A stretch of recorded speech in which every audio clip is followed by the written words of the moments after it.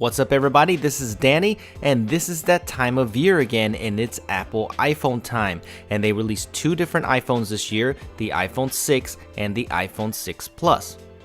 The iPhone 6 has a 4.7-inch display, while the iPhone 6 Plus has a 5.5-inch display.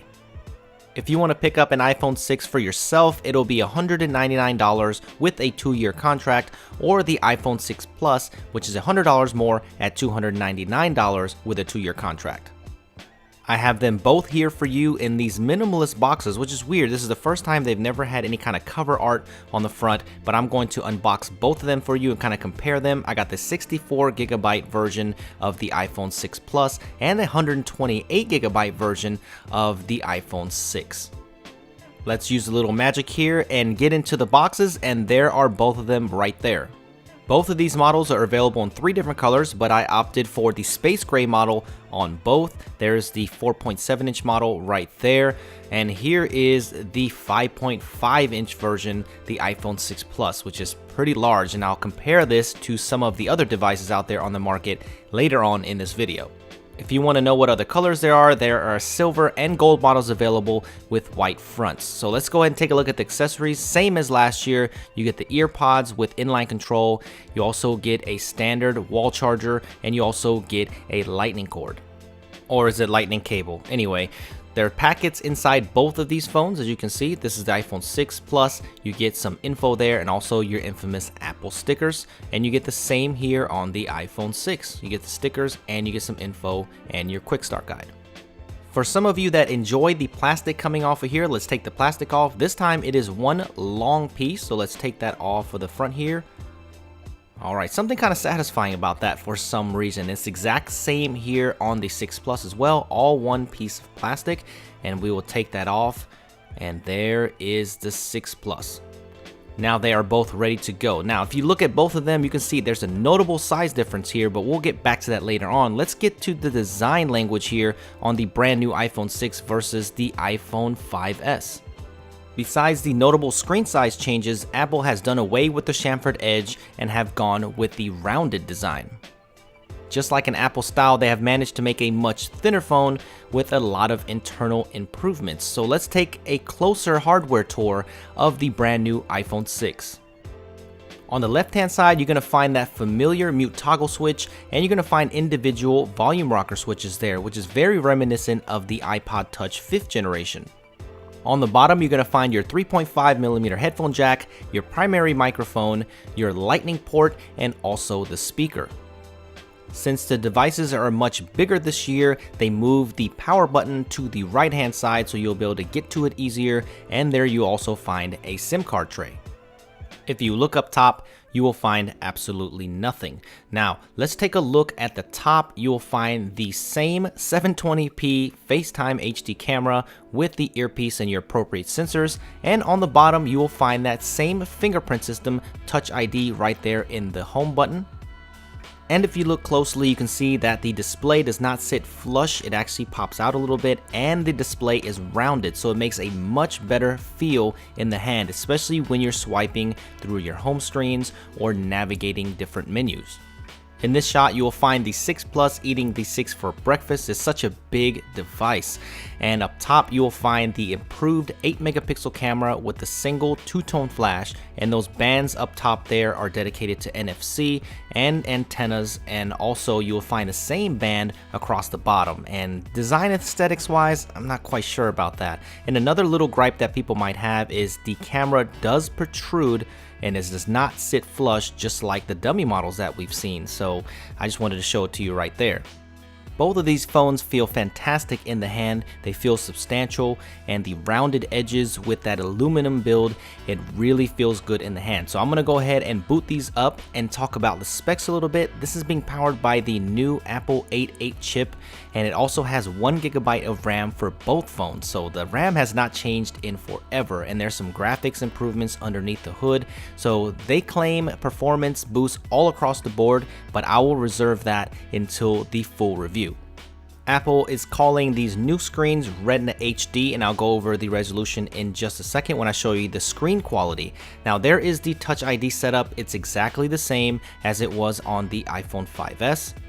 Both of these phones are being powered by the brand new operating system iOS 8, and if you look, the 64 gig and the 128 gigabyte versions come with a lot of this Apple stuff preloaded like iMovie and GarageBand, so you may find that preloaded on your device. But you can just uninstall them if you don't want them on your new iPhone. So let's take a look at the storage options here, and on the 64 gigabyte version there's 52 gigabytes available to the user, and if you buy the brand new 128 gigabyte model then you will get 110 gigabytes available. So it's nice to see that they bumped it up to 128. A lot of people were asking for that storage option. iOS 8 is not a huge overhaul, but there are a lot of new features, so if you want to see a cool video on that, I will link my good friend Dom Esposito's channel and his video down below so you can check out the top 20 iOS 8 features. Even though I won't go over iOS 8, I will go over some specific features like this. If you tap the home button once here, you'll go into multitasking. Double tap though, you'll get this new reachability option where it just collapses it down so you can actually get to it with one hand. What do you guys think about this solution? I'm not quite sure about it. The 6 Plus gets a landscape mode here, much like the iPad, so it's going to take advantage of the larger screen, but I'm not sure exactly how useful that will be because some of the apps, even like the dialer, do not go into landscape mode. I'm not really sure why, and if the app is not optimized for the 6 Plus screen, then it just blows up 3 times and it just looks kind of bad. So hopefully developers will get on that very quickly. So let's talk about the displays real quick. The iPhone 6 has a 750 by 1334 resolution, which equals to the same PPI as the iPhone 5S, and the bigger version, the iPhone 6 Plus, has an actual 1080p display, and both of these displays are very good. They're very sharp and they're very clear, and also the viewing angles are absolutely insane. One of the best I've seen on off-axis viewing angles, so I think you'll be very happy with the display. So I'll test that out a little bit further. Now here is the new 8 megapixel camera sensor with phase detection autofocus, which I'm kind of excited about because this is the same type of technology that you will find in something like the Canon 70D, which is a DSLR. The camera app actually does not look too different. You'll find the same thing: panorama, square, photo, video, and you also find a new 240 frames per second slow-mo. So I'll show you that in another video, and also time-lapse. So what I'm gonna do is take this thing outside and shoot with it and give you some cinematic samples and also examples of these new features. When it comes to camera, a huge selling point of this 6 Plus may be the optical image stabilization that's built in here. You can see it works pretty good. I need to test this out further, but it's going to help you get much better shots with video and stills. The iPhone 6 though does not include optical image stabilization. I wish they would have just added it for both models. They really could have. Shame on you, Apple, for that. But both of these devices here, you can see the 6 Plus is just huge. So to give you a better size comparison, let's just have a little fun here, and I'm going to show you what they stack up like versus the Android counterparts out there.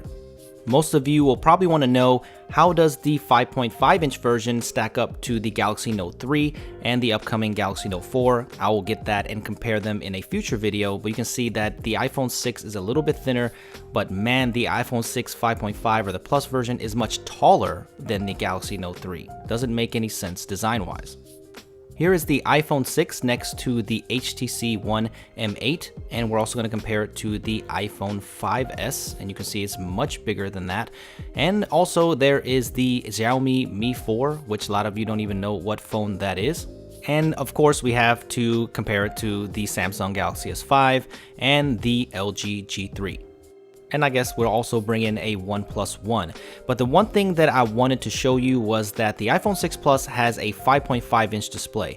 And when we look at the Android counterparts like the OnePlus One, it's pretty much the same size here. But when you're looking at something like the LG G3, it has the exact same screen size, and look at the bezels, much thinner, it's much more compact, so the iPhone 6 Plus could be a little bit smaller. It is a really large device, so make sure you look at that in the store before you buy it. Alright guys, so I hope you enjoyed this dual unboxing and comparison and first impressions of the brand new iPhones. So let me know if you have any questions. Make sure you follow me on Twitter at @SuperScientific. I'm usually there all the time. And also subscribe to my channel if you're new to my channel. And also give me a thumbs up if you enjoyed this. Thanks for watching guys, and I will see you in the next video.